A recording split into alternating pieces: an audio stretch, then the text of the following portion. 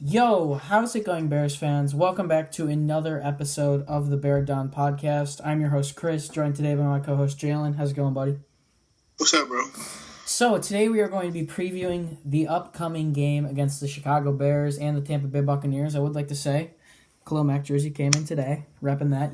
We're repping the city. But let's get right into it. We're just going to kind of blow through this quickly, and I'm going to hope to get this up to you guys by Saturday night, if not Sunday morning. But let's jump right into it. First off, we've got our most important matchup. Most important matchup. Jaylen, who do you think's just overall an important matchup in this game? Mr. Trubisky versus Buck secondary. Okay. Like me, you, and Parth have been talking about, Trubisky hasn't really been the best this season. So I feel like this needs to be his breakout game. We thought it could be last game, but clearly it wasn't. Last game was his worst game, I would say, by far. Probably, and again, that was the worst team we played so far, and he had his worst game. Yeah. Crazy. But I feel like this year, I hope it's his breakout game. Arizona, they have a decent little secondary. They got Pat P, and so that's why the receivers weren't making plays like that. Of course, even though the Seattle has lost most of the Legion of Boom, they still have Earl Thomas in that secondary, and Shaquille Griffin did manage to get 2 picks on him. So clearly, he was decent enough to make plays. And then against Green Bay, he had a good game, but the reason why we lost wasn't really his fault. It was the whole team's fault. So I feel like this is the worst secondary he's played so far, and he has to capitalize off of it. Yeah. We have to come to this game. I forget who they have. They signed one of the Denver D-backs from a couple of years ago who was good. I forget. It's a safety. I'm forgetting the name. I don't know if you can remember. Talking about Bucks? Yeah, they signed a Denver safety. I'm completely blanking. But they do have Brett Grimes and Vernon Hargreaves, who's a second-year guy. So I'd still definitely I'd give Allen Robinson the advantage over Brett Grimes. Brett Grimes is pretty good, but Trubisky, I agree, will definitely have to have a good game. Oh, I know you're talking about. You talking about T.J. Ward? Yeah, there we go. He's good. He's not even on the team no more. Is he not? He get cut? He just trash now? Yeah. And he used to be good. Is on IR. Yeah, I knew that as well. I'm just spacing out. I knew both of those. Okay, my matchup's going to be Ryan Fitzpatrick versus the Bears secondary. As you saw last week against the Steelers, he was very inconsistent in the second quarter. Gave up 3 turnovers, all pretty bad throws. Some of them you could have said were unlucky, or the wide receivers running the wrong routes or something. I don't know. I was reading about it a bit, but I think just it's kind of going to be like a chain reaction where if the Bears can get those turnovers, they got to capitalize on those turnovers. And he might be incredible. He might go throw for 400 yards and 4 touchdowns again. And if he does that against this good of a Bears defense, all you can really do is clap your hands and say, hey, Ryan Fitzpatrick is legit. But forcing him into turnovers is going to be big. This is definitely the best defense that Tampa Bay's played yet. Steelers, decent defense. And, the Saints defense, I know they played them the first week, didn't really show up. The Eagles defense did not show up against them either. So I'm going to say this is the best defense, led by this guy right here, against them. So I'm going to go with Ryan Fitzpatrick against the Bears secondary. Kyle Fuller, this is a big game for Kyle Fuller. He's got to step up. Yeah, hopefully he shadows Mike Evans. Yeah. Next, we've got the deciding factor. We're going to each share, just like a deciding factor that could lead the Bears to win and lead the Bears to lose this game. So I'll start it off with a factor that I think could help us win this game. And I was about to go back to forcing Ryan Fitzpatrick to turn the ball over. I'm not going to do that. I'm actually going to have my deciding factor be if we can get the run game going. With Quan Alexander and Levante David, Jason Pierre-Paul, and Gerald McCoy, the Tampa Bay front seven is pretty stacked. I'll give them that. They got a pretty good front seven. Trubisky's playing okay, but if he doesn't start playing well, if he comes out and it doesn't really perform well, the run game's going to have to get going to take some pressure off of him. So I feel like I definitely feel like if we can get Jordan Howard, Tariq Cohen, I actually like Tariq Cohen almost more in this offense. Nothing against Jordan Howard. But on these run-pass options that the Bears like to run, Tariq Cohen's been very effective. So I'm going to say getting the run game going just overall, it can free up some pressure for Trubisky, and it'll let us open up the playbook a little bit more if we want to get creative with passes and stuff. Just getting the run game going is going to be able to make it a lot easier on the entire offense. Agree. Yeah. What do you think? Deciding factor for the Bears to win this one?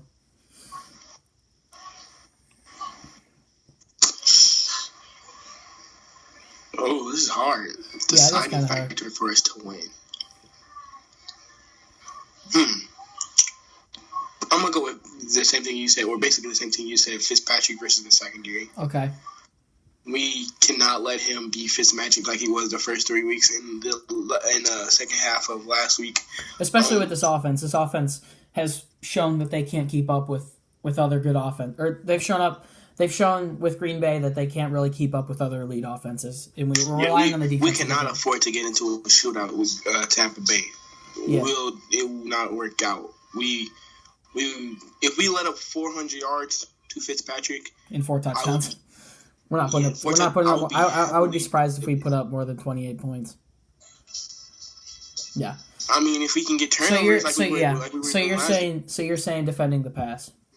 Yeah, of course, because they're barely running the ball. Yeah. Like their second round pick Ronald Jones has been active the first 3 games, so I doubt they're gonna run the ball. All right.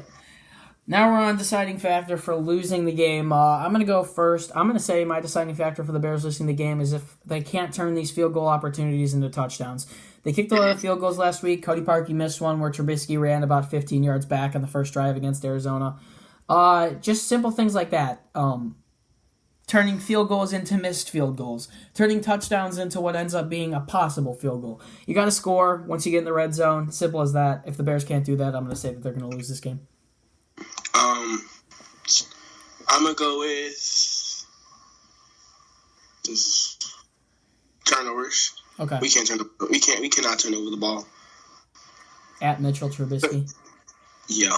Even though the only people I'm worried about is their defensive line. Their secondary is like very young. One of the worst in the NFL, I think.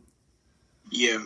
Other than Brent Grimes, even though he's probably older than my dad, and that's saying something. So we cannot turn over the ball and give it back to Fitzpatrick in that offense. Yeah. Next, we've got step on up. Here's where we choose one player on offense for the Bears, one player on defense who we think needs to step up and can make a major impact on the game if he can step up. Starting up on offense, who you got, Jaylen? Tariq Cohen. Okay. Tariq had probably his best game of the season, but he did last game shouldn't be his best game of the season so far. When we got Nagy, we thought we were going to use Tariq way more than we did last season with John Fox because they didn't know how to use Tariq. I think he has been used a lot more though. Huh? You can kind of tell he has been he's kind of been splitting carries with Howard, I would say. But yeah, I agree. We have to get him more involved in the passing game, running game. Tariq is just too much talent not to use. Matt Nagy had a player like him in Tyreek Hill. Now Tyreek Hill is a way better receiver. Yeah, but you also think about it. Look who we haven't used at all either. We have not used Taylor Gabriel at all. I really can't think of any good catches Gabriel's made except for on the first drive against Green Bay. You remember that catch he had on that little out route, like 30-yard?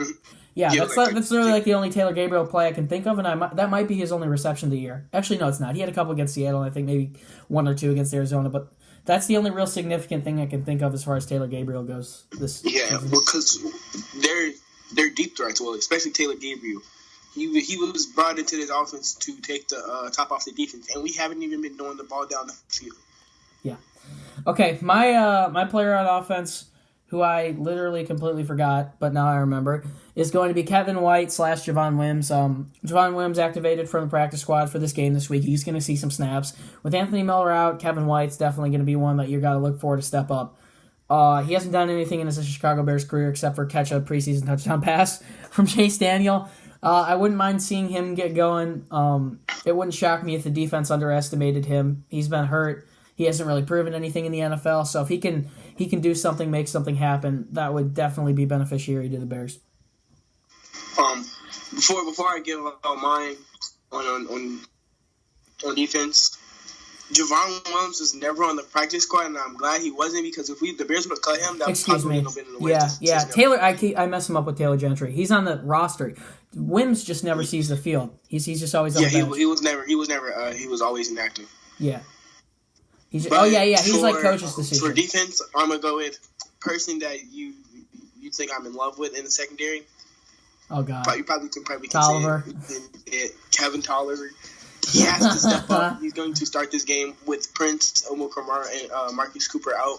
I don't know why Marcus Cooper is on this roster. I feel like Craven should be on this roster. Well, he's gone now. He's in Detroit. Yeah, he's in Detroit. But anyway, he has to step up. He will be playing on the outside most likely. I doubt they will put Kevin Tolliver on Deshaun Jackson. Now that's just a.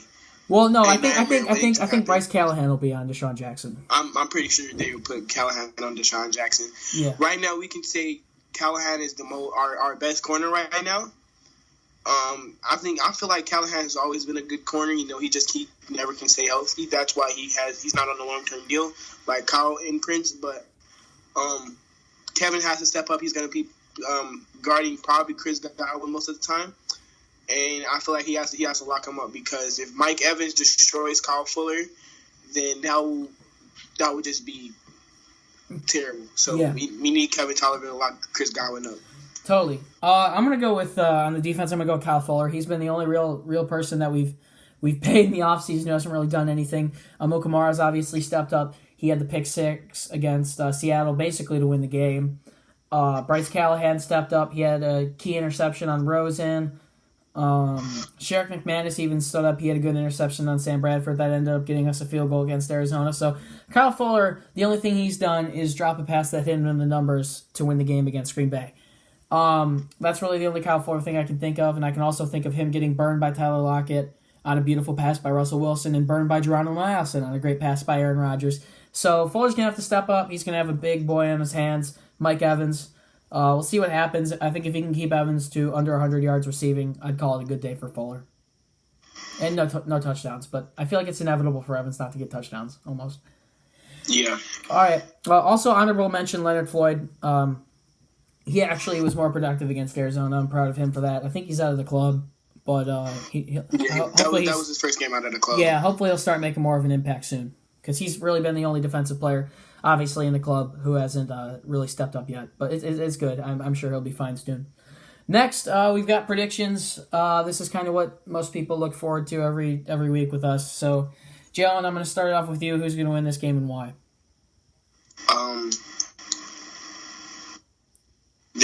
They're in Chicago. It's cold right now. For a team that plays in Florida, that's probably never cold. I'm gonna go with the Bears. I mean, I was gonna go with the Bears if it was hot right now, but I feel like their defense is terrible. Our offense is okay. So it's basically strength versus strength, offense versus defense. But I feel like our defense is that good that we can stop the offense, Tampa Bay offense, to give our offense chances of scoring the ball. We have to have a field day on offense for us to win this game, no matter what. Okay, yeah.